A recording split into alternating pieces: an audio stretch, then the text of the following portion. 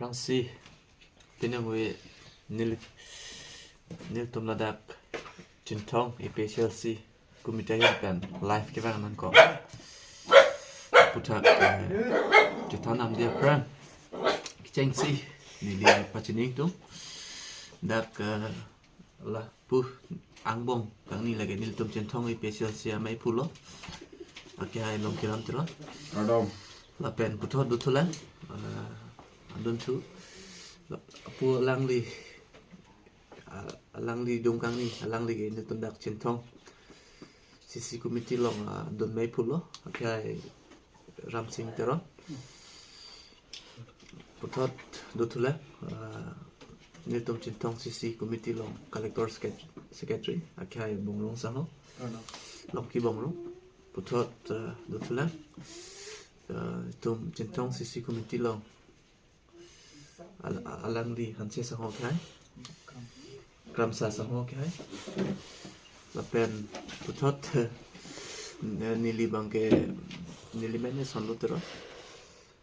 la si nil tum binong vela dak kopi posi live ki bang nang kokma aputak theti ni kaninge damji putak ke lalo je pinian ni pokep abad lo niltum kachingon sarang tonging tia ki haitum la long walk and do or die po atpn pen arong tin ati ang musti tin akeng pen kedap la so asai deng lo by fits tame la so asai ke deng lo alang litum kedeng mangke mesen lo atipi ke en mangke nilitum chintong sisi committee pon chot kamali karbiara akar I stame lalo je kiche ke beaso otar lispen ingthan the tike nilitum sangse po atipi ke en mangke la bangke jumesen lo la pen ge nilitum anstame ning arong don piglo la pen nilitum anat kamali nilitum kamatha tengpen pulote karbiang long atok ano arat tum stame la so asai kideng la pen atipi ke ena bangke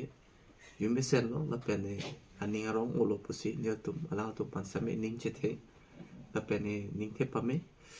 wa pit stame la so asai kideng lo kopi ko son si pinyar ni lamnang do koklo la pen pini arni ni pokep abat ki pleng anstame ilum theglong lo karbiang long atokano pencheng lo social media pencheng lo group whatsapp long pencheng lo kaprek achutai long stame ko pinyani bangke alam lon pu nang chore sai son si dolo kopi ko sono potsi nang chore sai lo la so putak iltum chithandam lo na je ilitum isya song long lo pulote central committee lo kethenai lo mane nalitum kamatha naing kela lo nilitum committee chingwai bipin pen claim den lo tangte mo api ilitum api nange dodon cc committee tum stame ilitum sonang charlie don pen mo hadak stame party cc committee president aphan arkan pet mate vice president atum phan arkan pet pen kaprek dak cc committee members atum lason claim mate claim den jima hala tamenal tum matha nangji athe muni tum ke pirthe long ke man ka chipi lo ke thinai angdeng lo lasinal tum phan stame nili tum manang pi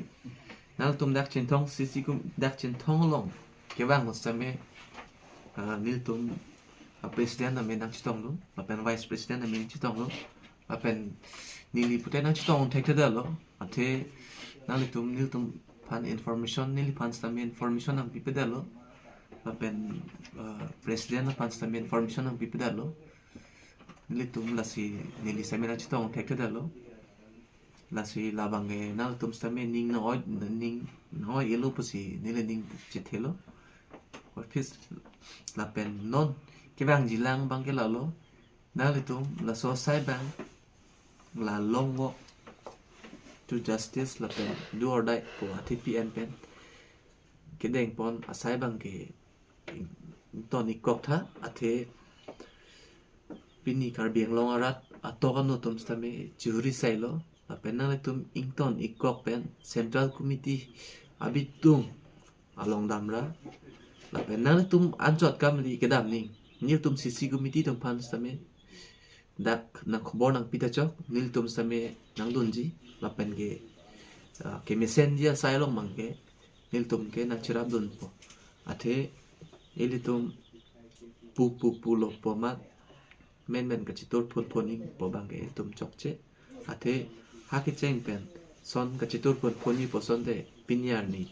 nesta me la so song long nang dudun de athe ko pipolo ni nai dudun polote lalo ilitum karbing long sung pik lo la so sung pik pen jok ko son ben lo kisung ben chupa jok po pen kisung pen chupa jok ji polote nang ke jaba texer itum ka chingon sarjai ka thar alang li texer la pen ke IS retire alang li low road texer chini pik pa joy ne alang li itum akisung pen nang pa jok po puning chi thesi niltum paso song lo piniar ni bangke niltum ke wang lo la pen nang jakong nang chi pidon lo la si la sonak taxi non ke wang jilang ta dok pik la itum song lo athe itum kar bing lo sung tang lo puchini lo la si la non kedam tang son kapachubong say party si ang bong bangke na tum claim rin no tapen kivang jilang arni same claim ke lo pusi na tum pan ning chi thelo karlo